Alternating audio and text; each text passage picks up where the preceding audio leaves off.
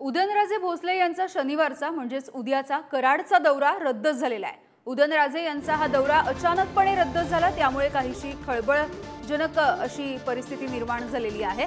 शनिवारचे सर्व पूर्व नियोजित कार्यक्रम आणि भेटीगाठी सुद्धा आता उदयनराजे यांच्या रद्द झालेल्या आहेत। उमेदवारीवरून संभ्रमावस्था असताना हा दौरा रद्द झालाय आणि त्यामुळे अर्थातच राजकीय चर्चा सुरू झालेल्या आहेत।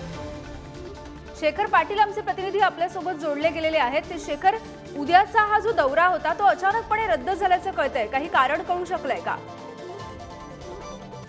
यामिनी, अद्याप कारण जे आहे ते स्पष्ट झालेलं नाही। मात्र उदयनराजे भोसले यांचा उद्या लोकसभा निवडणुकीच्या पार्श्वभूमीवरती खरं तर कराड दौऱ्याचा नियोजन जे आहे ते होतं।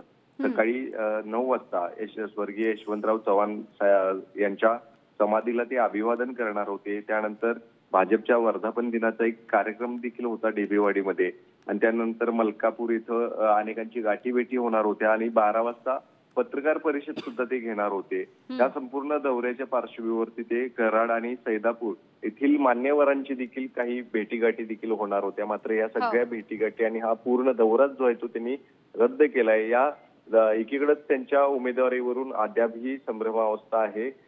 मात्र अधिकृतपणे त्यांची उमेदवारी देखील भाजपकडून जाहीर देखील झालेली नाही आणि यातच आता उदयनराजे यांचा हा कराडचा दौरा अचानक रद्द झालाय।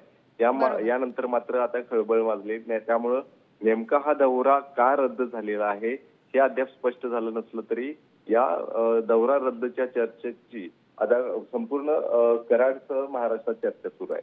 यामिनी, अगदी धन्यवाद शेखर या सगळ्या अपडेट्ससाठी।